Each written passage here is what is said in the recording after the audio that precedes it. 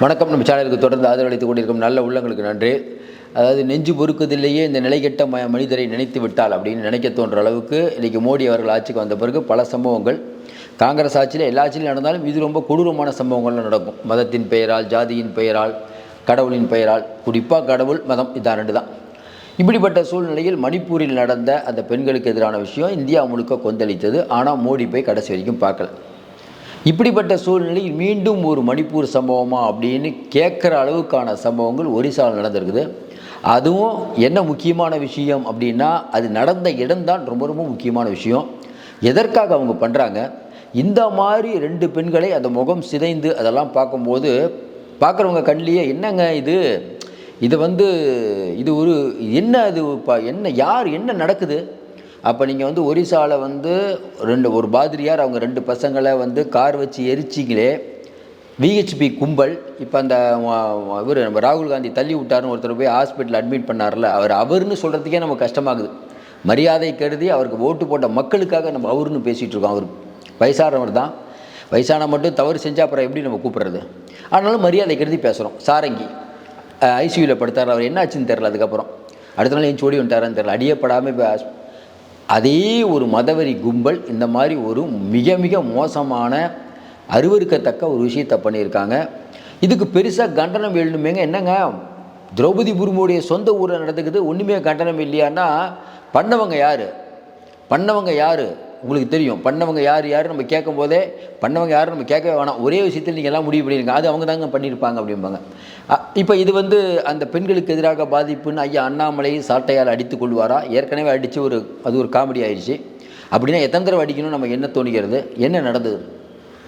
அதாவது 40 வயதுடைய 2 பழங்குடியின பெண்களை மரத்தில் கட்டி வைத்து அதில் ஒருத்தருடைய முகம் சிதைந்து அந்த விஷயம் இப்போ இந்த ஃபோட்டோ வைரல் ஆகிடுச்சு. சரி, இந்த வைரலான ஃபோட்டோ எங்கே நடந்தது? ஒடிசா மாநிலம் பாலேசர் மாவட்டம் ரெமுனா காவல் நிலைய எல்லைக்குட்பட்ட பகுதியில் என்ன நடந்திருக்குன்னா, கிறிஸ்மஸுக்கு 2 நாளைக்கு அப்புறம் இந்த சம்பவம் நடந்துக்குது. அங்கே இருக்கக்கூடிய 2 பெண்களை கட்டி வச்சு அடின்னு அடிக்கிறாங்க. ஏங்க அடிக்கிறாங்க அப்படின்னா, அவங்க 2 பேரும் மதமாற்றம் பண்ணாங்களாம். கிறிஸ்துவ மதத்துக்கு இந்துக்களை மதமாற்றம் பண்ணாங்க அப்படின்ட்டு. இது மதமாற்றம் பண்ணாங்க எல்லாம் ஓகே. ஒடிசாவை பொறுத்த வரைக்கும் நீங்கள் பார்த்தீங்கன்னா அங்கே ரொம்ப பழங்குடியினர். அந்த 2 பேரும் பழங்குடியின பெண்கள். பழங்குடியின பெண்கள் ஏற்கனவே அவங்க கிறிஸ்துவ மதத்துக்கு மாறிட்டாங்க. அவங்க கிறிஸ்டின் தான் பிறப்பால் கிறிஸ்டின்னா மதத்துக்கு மாறினவங்க தான் பழங்குடியின பெண்கள். பழங்குடியினரை நீங்கள் மதிக்கவே மாட்டீங்க. பழங்குடியின பெண்களுக்கான அநீதி தான் நம்ம முக்கிய மைத்தியனத்தில் என்னென்ன பண்ணிட்டு இருக்காங்கன்னு பார்த்தோம். அப்போ அவர்கள் மதமாற்றம் செஞ்சாங்க, நீங்கள் அடிக்கிறீங்க. இதில் ட்விஸ்ட் என்ன தெரியுமா? இந்த பாலசேவா அந்த மாவட்டம் ஏன் முக்கியம்னா, முன்னாள் மத்திய அமைச்சர் பிரதாப் சாரங்கி அவர் இப்போ இந்த சாரங்கி நம்ம பேசணும்ல, அவருடைய ஏரியா. அதுவும் இல்லாமல் பார்த்தீங்கன்னா திரௌபதி முர்முவின் சொந்த மாவட்டம் கியாஞ்சர், மயூர்பூஞ்ச், அந்த 2 இடமும் அவங்க திரௌபதி முர்மு எங்கே பிறந்தாங்களோ அதுக்கு பக்கத்தில் இடம். அப்படின்னு பார்த்தா சொந்தக்காரராக கூட இருப்பாங்க. அவங்களும் பழங்குடியின பெண். அப்போ ஜனாதிபதியுடைய சொந்த கிராமத்தில் நடந்த இப்படி ஒரு அக்கிரமம். சரி, முதல்ல என்ன பண்ணுது? முகத்தில் ஒரு மையெல்லாம் வச்சு அடிச்சிருக்காங்க.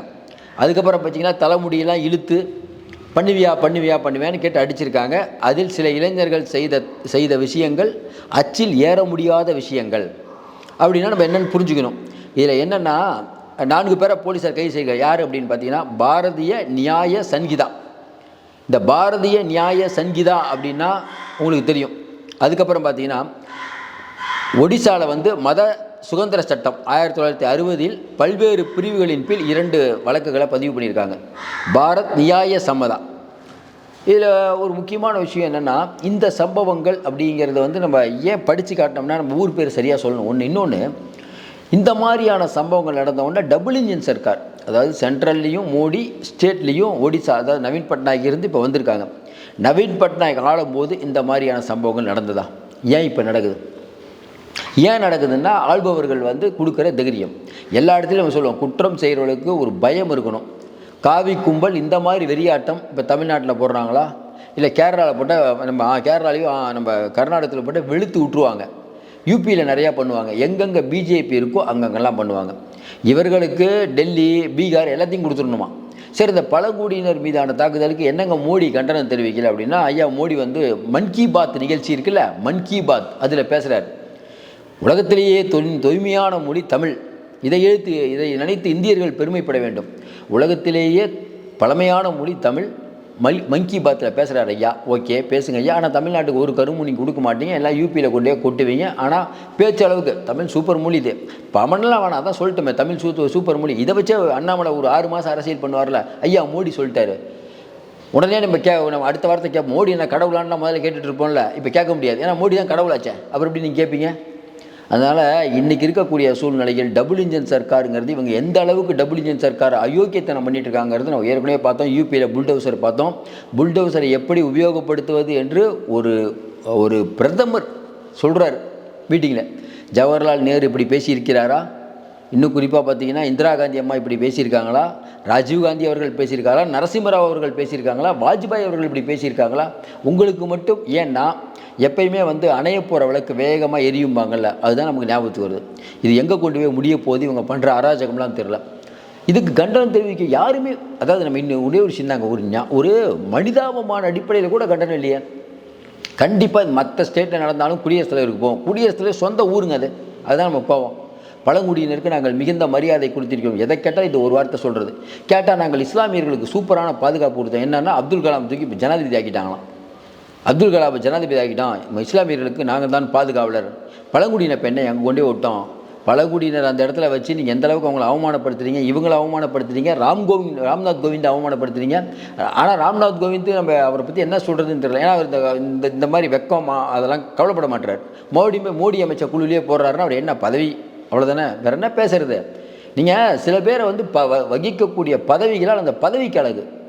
சில பேர் நம்ம பதவியில் இருக்காருன்னு மரியாதை கொடுக்குறோம். ஆனால் பார்த்தா அவர்கள் ரொம்ப சிறுமையாக இருக்காங்க. இங்கே ஐயா நம்ம ஆளுநர் அவர் பேசுகிறதெல்லாம் பாருங்கள், ஏதோ ஆக்கப்பூர்வமாக பேசுகிறாரா, நிறைய ஐடியா டிப்போ மாதிரி கருத்து கந்த சாமின மாதிரி கருத்து சொல்லிகிட்டு இருக்கிறது.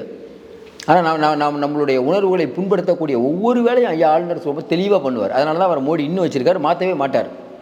ஸ்டாலினுக்கு ஒரு குடைச்சல் கொடுக்கறதுக்கு நம்ம சொன்னால் அதெல்லாம் மாற்ற மாட்டார். குடைச்சல் கொடுத்துக்கிட்டே தான் இருப்பாங்க. அது போகாதுங்க. அது அவர்களுடைய என்னென்னா, அதாவது ஆரிஃப் முகமது கான் கூட குடைச்சல் கொடுக்கறதுக்கும் ஐயா நம்ம ரவி கொடுக்கறதுக்கும் ஒரு வித்தியாசம் இருக்குது. என்னென்னா, ஆரிஃப் முகமது கான் சொல்கிறத மட்டும் செய்வார், ஐயா ஆளுநர் சொல்லாததையும் செய்வார். ஏன்? இயற்கையிலேயே நம்ம தமிழக முதல்வர் சொன்னார்ல, என்ன அந்த பாசம் கண்டிப்பாக ஒரு உள்ளுக்குள்ளே இருக்காதவருக்கு. என்ன இருந்தாலும் சனாதனம் அப்படின்னு பிரதமர் சொல்வதை உள்ளுக்குள்ளே ஆரிஃப் முகமது வந்து ஏற்றுக்க மாட்டார். என்ன இருந்தாலும் அவருக்கு தெரியும்ல. ஆனால் ஆளுநர் ரவி நம்மளுடைய கொள்கை, ஒன்று செய்ய சொன்னால் 10 செய்வார். சிதம்பரம் நடராஜர் கோயிலாக முன்னாடி போய் நிற்பார். இங்கே அந்த கோயிலுக்கு வந்து ஒரு சின்ன தகராறு வரும்போது உடனே ஓடி போகிறாரு. இந்த கோயில் மேட்டர்னா போதும் ஐயா உருண்டு போவார். ரிஷிகளாலும் முனிவர்களாலும் இந்தியா வடிவமைக்கப்பட்டதுன்னு சொன்னாவே இவங்களை பற்றி நம்ம ஏங்க முனிவர்கள் ரிஷிகள் தான் இந்தியாவை படைச்சாங்கிறாருங்க. ராமர் ஒரு கற்பனை கதாபாத்திரம் தான் எழுதுகிறாங்க. நம்ம ஒன்றும் புரியல, என்ன ஏதாவது நமக்கு என்ன நினச்சிட்டு இவங்கெல்லாம் பண்ணுறாங்க. ராமர் அதான் நம்ம கலைஞர் ராமர் எந்த இன்ஜினியரிங் காலேஜில் போய் படித்தாருன்னு கேட்டார்ல, உண்மைதானே அது. நம்ம என்ன ஒரு அளவுக்கு, அதாவது பகுத்தறிவுன்னு ஒன்று வேணுங்க. பகுத்தறிவு இல்லாமல் சாட்டையால் அடிச்சுக்கிட்டால் நீதி பிறக்கும் அப்படின்னா, ஏதாவது இந்த மாதிரி சம்பவம் நடந்தால் சாட்டையில் அடிங்க. அப்போ நம்ம என்ன கேட்குறோன்னா, நம்ம மொழி கோவப்படக்கூடாது. நீங்கள் வேணா மணிப்பூரில் 2 பெண்கள் நடந்ததில்ல, அப்போ ஐயா மோடி போய் சாட்டையில் அடிச்சுக்கு வரா, ஏன்னா அது நீங்கள் சொல்லலாம், சொல்ல முடியாதுங்க, அடித்தாலும் அடிச்சுக்குவார் அவர்கிட்ட. ஆனால் வயசானவர், அது வேணாம், அடிக்கலாம் கூடாது. ஏன்னா இவர் பண்ணதே தப்புன்னு சொல்கிறோம், அவர் அடிக்க மாட்டார். அப்படின்னா எத்தனை தடவை சாட்டை அடியில் அடிச்சுக்கிறது? நிமிஷத்துக்கு நிமிஷம் அடிக்க வேண்டியதான். ஐயா அமித்ஷாவும் மோடி, நம்ம நிர்மலா சீதாராமன் மக்களை பாதிக்கக்கூடிய கடும் சட்டங்களை கொண்டு வந்த நிறைய பேர் சொல்லிக்கிட்டே போகலாம், அந்த அமைச்சர்களுக்கு மொத்த பேரும். அப்போ இன்றைக்கி இருக்கக்கூடிய சூழ்நிலையில் இந்த ஒடிசா மாவட்டத்தில் அவர்களை, இது என்ன விஷயம்னா, காவல்துறைக்கு இதில் என்ன சொல்கிறாங்க, இல்லைங்க அரசாங்கமே பிளான்டு விஷயம், இது வந்து ஏற்கனவே இந்த முடிவு செய்யப்பட்டது. அவங்க ஏற்கனவே ஒரு போஸ்டர்லாம் அடிச்சிட்டாங்களாம், வால்பேப்பர்லாம் கொடுத்துருக்காங்க. பாருங்கள், இந்த மாதிரி மதமாற்றம் பண்ணதுக்காக 2 பெண்களை நாங்கள் கட்டி வச்சு உதைக்க போகிறோம், எல்லாம் வாங்கன்னு. அதனால தான் அவ்வளோ பேர் கூடினாங்க. மொத்த மக்களையும் கூடி நிற்க வச்சு ஒருத்தர் பண்ணுறாருன்னா மக்களுக்கு தெரியும், நியாயமாக நிறைய பேர் இருப்பாங்க. ஆனால் என்ன பண்ணுறது, பண்ணுறவங்க காவி கும்பலாச்சே.